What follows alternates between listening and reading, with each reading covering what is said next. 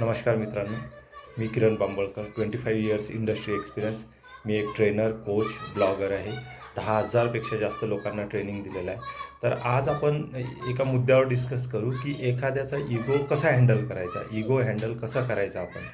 तर इगो म्हणजे काय की त्याला एखाद्या व्यक्तीला आपल्या गोष्टीबद्दल फार महत्त्व वाटणे किंवा ती गोष्ट खरी आहे हे पटवून दाखवणे आणि दुसऱ्याला कमी लेखणे. ठीक आहे. तर आता यामध्ये असं जर तुमच्याकडे प्रसंग आला तर तुम्हाला काय करायचं आहे? तुम्हाला भांडण करायचं नाही आहे, तुम्हाला काही वाद घालायचा नाही आहे. तुम्हाला परिस्थिती इव्हॅल्युएट करायची आहे की समोरचा जे बोलतो त्यामध्ये किती सत्यता आहे, काय म्हणतो. जर खरोखर त्याचं म्हणणं सत्य असेल, खरं असेल, एखाद्या गोष्टीबद्दल बोलत असेल, तर त्या गोष्टीची सत्यता पडताळून आपण त्या ठिकाणी कूल आणि कामपणे उत्तर दिलं पाहिजे. आपण ॲरोगंट किंवा उत्साहाच्या भरात किंवा चिडून उत्तर देऊ नये. तर आपण त्या गोष्टीची सत्यता पडताळली पाहिजे आणि खरोखर ती गोष्ट कशी आहे, त्यांचे म्हणणे काय आहे, त्या गोष्टीबद्दल आपण पडताळणी केल्यानंतर त्या गोष्टीला आपण कूल आणि कामपणे उत्तर द्यावे. दुसरी गोष्ट आहे, अशा लोकांना जास्त अटेन्शन देऊ नये आणि शक्यतो दुरावा ठेवायचा.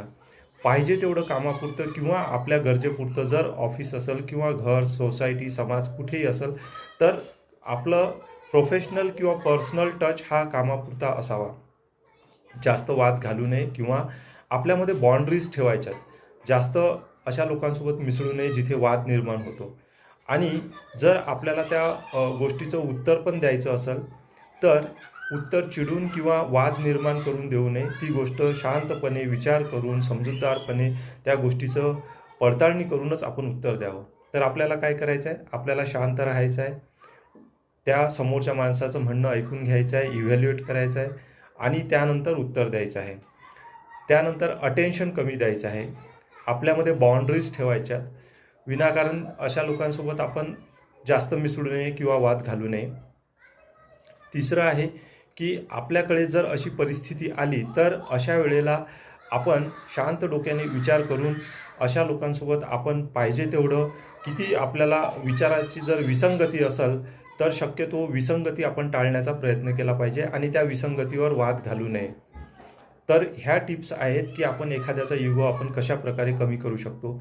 जर तुम्ही त्याकडे दुर्लक्ष केलं, त्यांच्या म्हणण्याकडे अटेन्शन दिलं नाही आणि तुम्हाला जर एखादं काम करायचं असेल, तर त्यांची परमिशन घ्यायची गरज नाही किंवा मी चांगला आहे का हे त्यांच्याकडून जाणून घेण्याची गरज नाही. जर तुम्ही असं अटेन्शन त्यांच्याकडनं